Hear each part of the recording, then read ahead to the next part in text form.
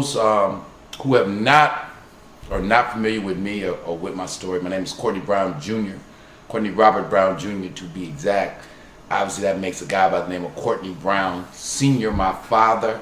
If you haven't, I don't know if you followed any of this, then you should have. But if you haven't, my father ran the point, was number 2 man for the Eddie Jackson organization, which, according to the federal authorities, the biggest operation in the Midwest between 1969 and 1977. Did they mean the biggest black operation? Or the biggest narcotics organization, white, black, green, okay, or yellow. Yeah. That's about that. Yeah. And for anybody in Detroit, when you say Eddie Jackson or you say Courtney Brown, you don't really have to do a lot more explaining, because every generation that ate in this city after that pretty much stems from the Eddie Jackson tree. All the way down from Demetrius Holloway to you name it, Richard Wakefield.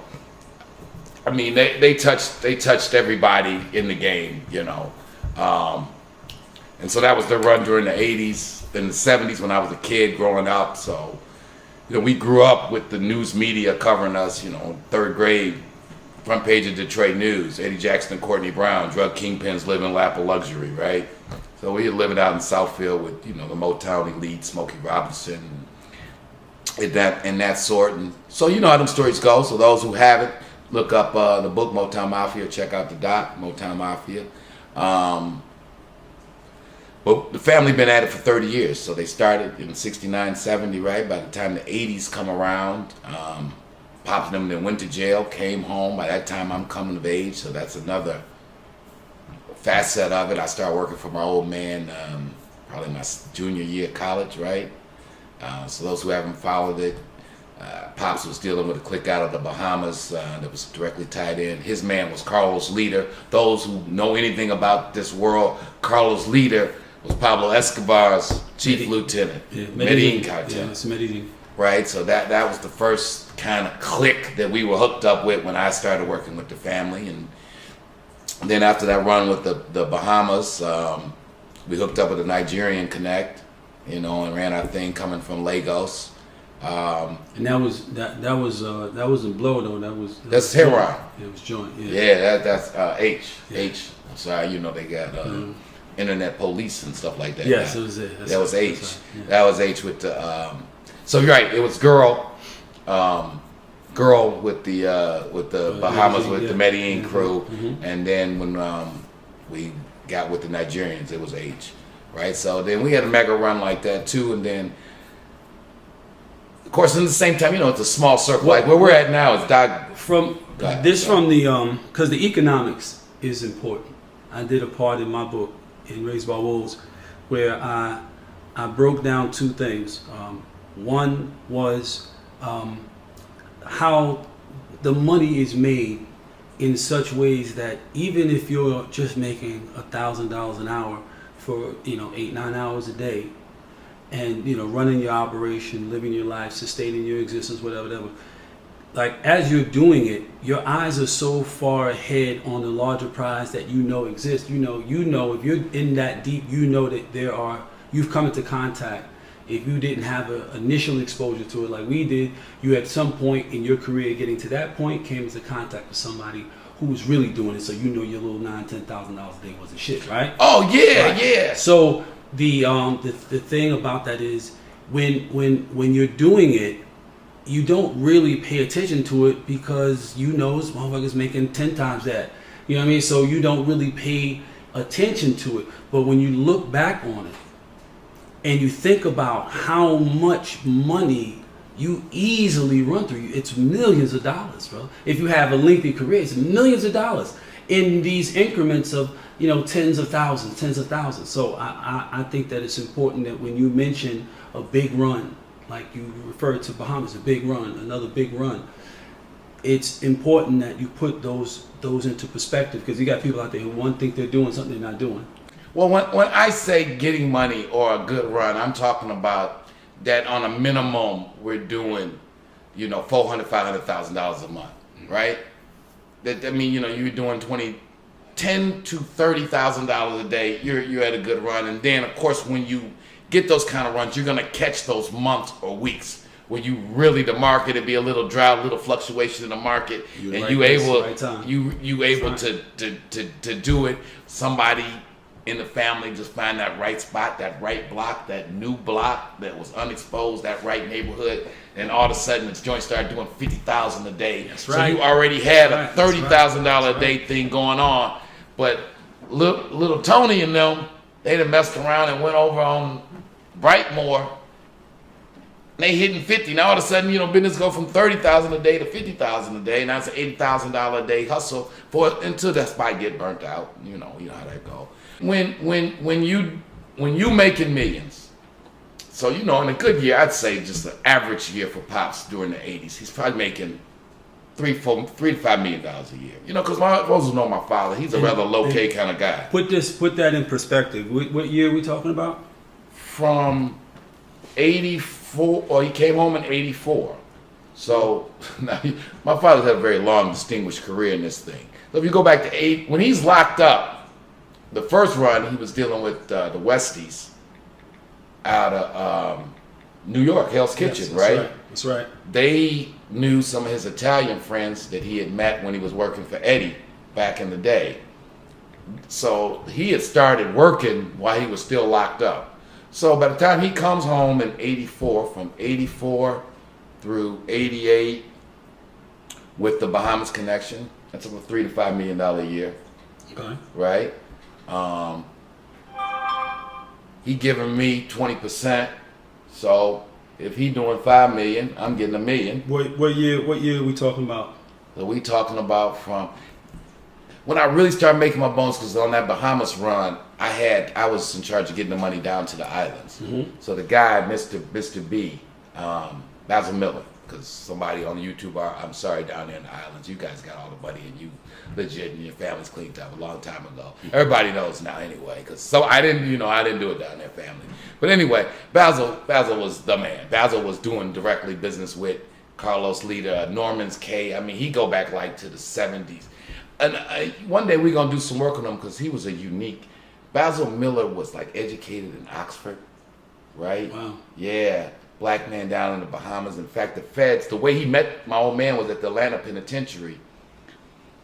The feds wanted Basil so bad, they called him in the U.S. territories, the Virgin Islands, slipped him a Mickey. When he wakes up, he's in Miami. They drugged, this true story, this is the DEA drugged this guy Basil Miller. He was the man in the Bahamas. I mean, anybody who know down there in Miami. And he was that kind of black kingpin that they just don't show.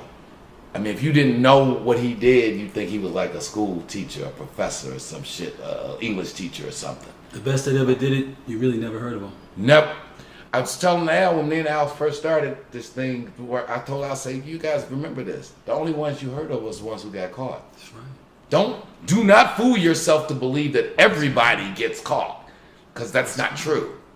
The vast majority do at a certain level, but no, they're not batting 1,000. They're not batting 100. There are those who don't get caught, and That's correct. he was tied in everybody, because when him and the old man met in Atlanta, they had all the same mutual friends. He had dealt directly with the mob, the Gambinos up in New York.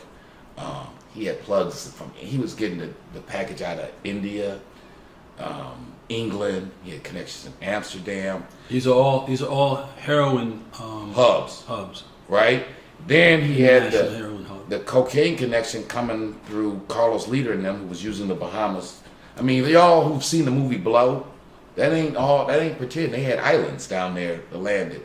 Then over in Haiti, those who know the political science, there was a guy named Baby Doc Duvalier. He had a hell of a corrupt regime over in Haiti. That's Haiti right. and the Bahamas, right there, they was bringing the package. They could, basically, the governments, they were in business with the governments. That's right.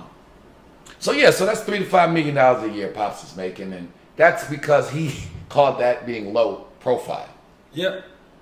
And you know, in this town, in this town, and in that circle. What year are we talking about? So we talking about the Bahamas run is from 84 to 88. All right, so we'll say 86, and we'll say how much you say about 3-4 million. We was making 3-4 million a year. Okay, family business. So yeah. We'll say 3.5 million. Right. And I know some of y'all who know me like, yeah, but then you were skimming another $1,500 out, $45,000 a month from your old man. Yeah, that's true, but you know that's CEO son privileges.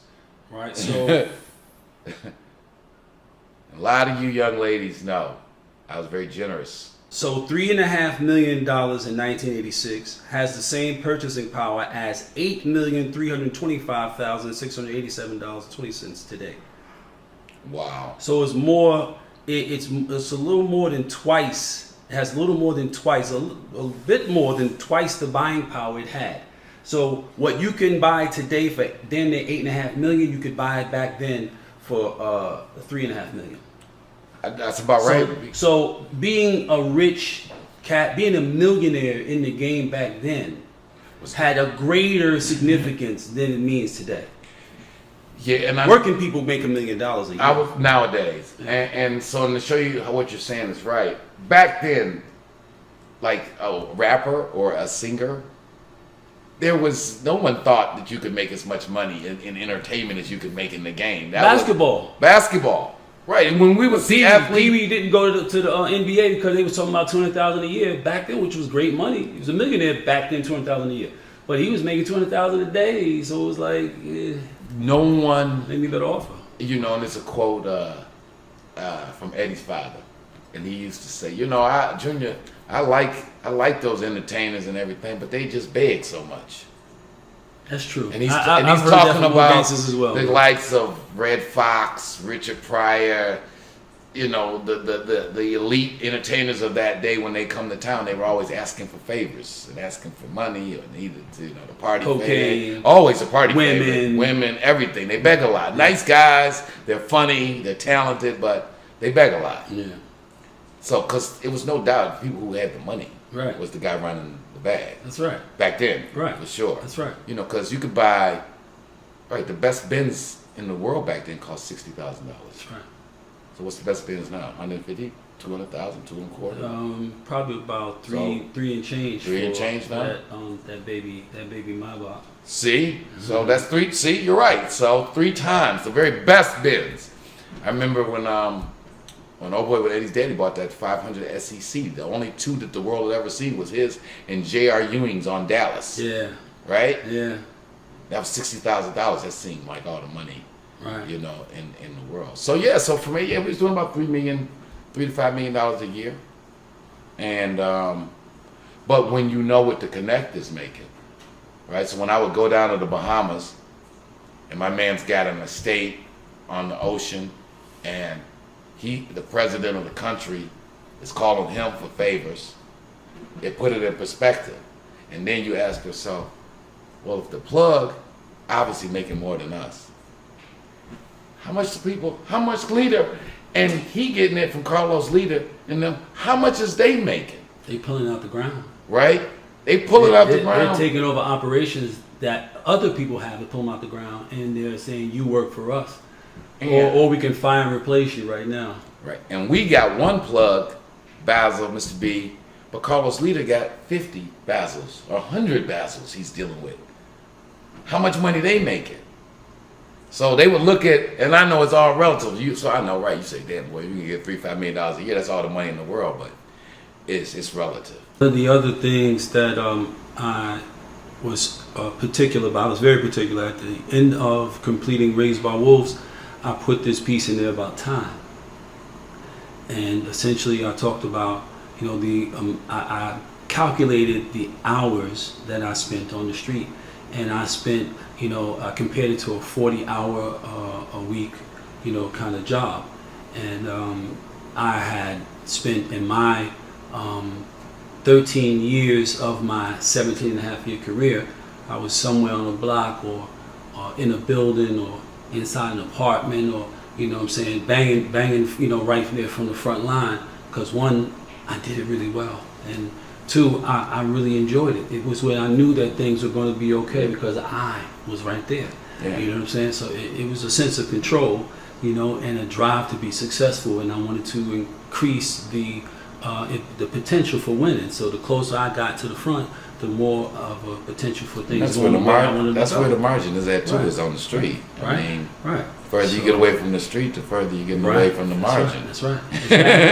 Exactly. Yeah. Exactly. You know, so Yeah. you know, I didn't have to sell as much material as the next guy because I was maximizing my opportunity, keeping my head low, and living as comfortably and as wonderfully as, you know, my resources would indicate that I would. And it didn't matter who knew or did not know. I preferred you did not know. Your knowing didn't contribute anything to it, and knowing could potentially threaten it. So I wasn't interested in that prospect. You know what I mean? Well, that you bring up something interesting. Back then,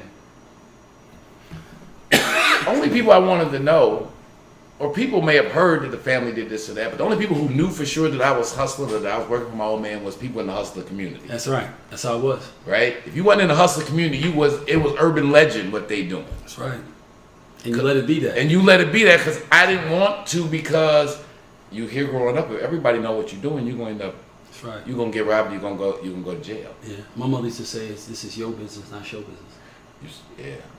See what I'm saying? So somehow that changed. That I don't know when it became. I would say around 85 or so, about 85 or so. That's when it started to really like proliferate the rap realm, and the things that they were saying started to be more and more seasoned with our clandestine lifestyle. And of course it was out of context because it was to like a nice beat and made to dance to. You know what I'm saying? It's like, no, a life and death game turned into a nice beat and something to dance to. So that's when I was like, yeah, it's a problem. Yeah, it's a problem, and it's going to be a problem. And it has turned into. It turned into exactly what anybody who understood it to be, exposed to those circumstances, would expect it to come out to. Realistically. There was something that we talked about off camera earlier, and it is that impending doom, dealing with the realization of everything else that comes along with that lifestyle, the flash, the pizzazz, the access, the exclusivity, reverence, you know what I'm saying, and the extras, and the freedom of movement, especially when you come up through dynasty like we did, right? The people who would come up to me as a kid, I'm 6, 7, 8 years old, riding my little Apollo 5-speed, you know what I'm saying, through the block, and weaving around dope fiends and cats, bopping and so forth. And I get stopped. Hey, Cavario, how you doing? I'll be like, oh, how you doing? Miss so and so. And got any money? And I'll be like, no. And they hit me with a 20. Now this is, you talking about 1973, 74, 75, where a $20 bill. It's $100. It's $100 all day. Yeah. All day. So by the end of the day, I've had these kind of interactions on average about if I spend 2 days just hanging around, riding around the hood, whatever, it's nothing for me to have $400 in my pocket in 1974, 5, 6. You know what I'm saying? As a little kid, right? Yeah. Grown men don't have this. Oh, for sure. Right. On average, because this is a time before cocaine, a time before the imaging and the whole blowing up and just basically narco assaulting, narco terroristic assault on the United States populace with the amount of cocaine that we're pushing on the fucking street, right? Real shit. Yeah. Right, so this is before that. So this is when you were connected to one of 4 people who had the thing and who were trickling it down to other people who were making it available to other people who were giving it to other people who were then dispensing it, right? Yeah. So it wasn't difficult to tell what block, if you were in this block, you were getting it from this person. So if you were acting in a way that was counterproductive to the thing itself, right, it would get up to the guy that's hitting the guy, and if that didn't make nothing happen, then it would get up to the guy that's hitting the guy that's hitting the guy. And if that didn't make nothing happen, it would get up to the guy that's hitting the guy that's hitting the guy. and then it would definitely get to the guy. Now the guy, we know, the guy only really cared about one thing. What was the one thing he cared about? The money. The politics and all that shit. He can't get involved in all the lower. Money. The money. The money. The money. Now, who does he like the most? The person who brings the most money. Yeah. That's it. It was pretty simple, wasn't it? It's pretty simple how it works. The man at the top of the pyramid, the bag is what this is about to that man. Right. And he understands there's always going to be some street politics going on. That's right. And he can't get too caught up in every street politic issue. That's it. Basically, I got to figure that out. That's right. You got to figure that fuck out. Y'all gotta figure that out. But what better not happen? That street politics better not start affecting my money. That's right. Because if that happens, and I have to engage, if I got to put myself involved in this street politics, ain't nobody going to be happy. Right. That's right. Because I'm going to make an extreme decision that's going to make it clear that going forth, don't get me involved with in this the shit. street politics. Handle it yourself. Because if I come and handle it, it's going to be handled. It's going to be handled. It's going to be a very final decision. Mm-hmm. You know what I mean? And somebody going to be very unhappy. That's right. And everybody going to be all, remorseful and what could have happened and should have happened and all that, whatever. But order will be maintained. That doesn't sound like a very nice environment at all to be in, does it? That doesn't sound as romantic as the rappers make it sound, does it? No. That sounds pretty harsh. That's pretty harsh. But that's why it was so profitable.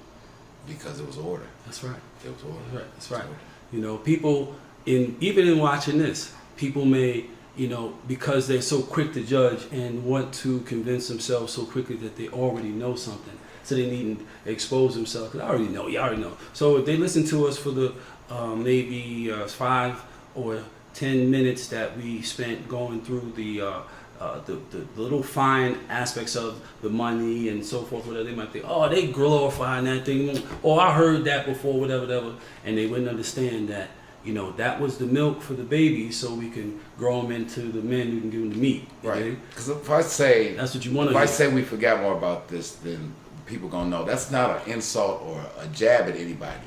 If you don't know what I know, God didn't bless you, because it was a lot of tears and pain and stress that come with knowing what I know, right? And I think where you were, the impending doom, right? Dealing with the condition of the impending doom.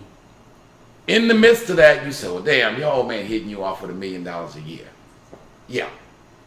But 365 days in the back of my mind, I'm thinking there's going to be a knock.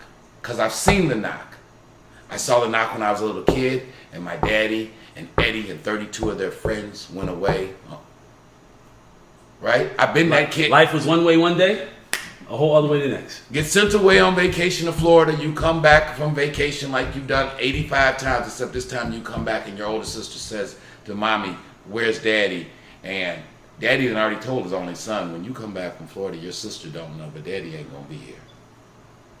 Right? See, that ain't real glorious, is it? It's not that pleasant having to tell your only son, your father's going away to prison. And you at 13, it's time for you to be the man of the house, right? And then life, because it ain't fairy tale, he come home after you done got out of high school and went away to college. And you want to work for me or you want to go work for the white man? Your choice. I'm going to let you either way.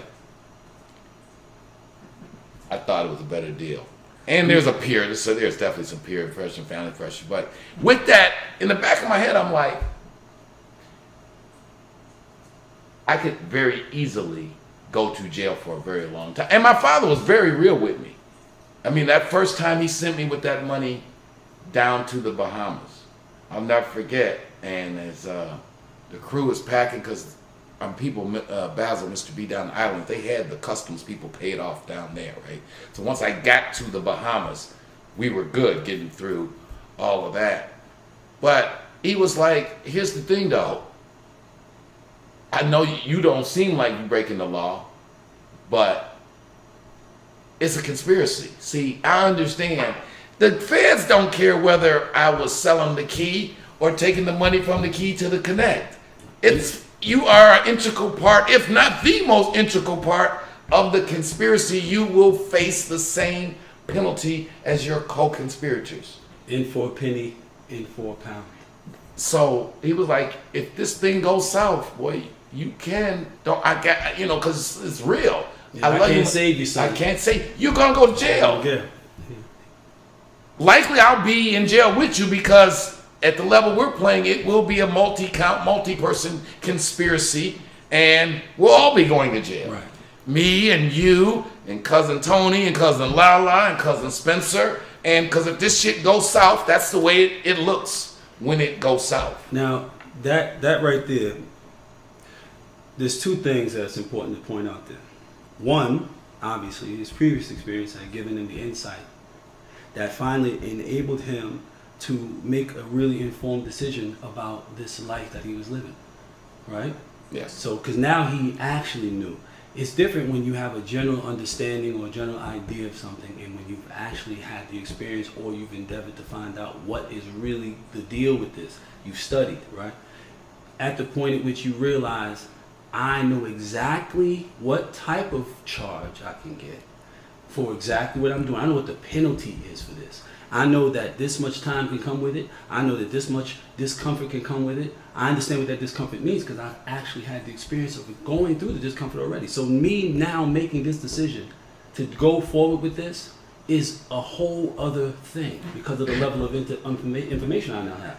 So when I start giving it to you, you are getting the benefit, one, of those experiences. And if you trust it, it gives you advantage, like you said.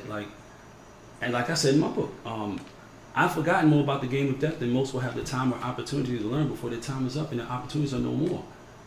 And it might sound like, bragging or something like that, but it's just a clear statement of fact. And it was because we had the advantages of those who had this experience before us, and we didn't have to learn everything firsthand. All we had to do was trust to some degree what they were giving us. Most of our peers didn't have that. No, you hit it, bro. You hit that on the head. Because you brought me back to the old man telling me, I was thinking about people, like the people who brought a lot of people in the game, that they break down the guidelines. So you're talking about if this shit goes south, here's the problem. Me, see, I'm going to get hammered. And him and the fellas would just be sitting around kicking it as they cutting up and bagging up. And, they be talking the real shit. They be like, well, Courtney, Berman, if they hit you again, nigga, they going to try to bury you.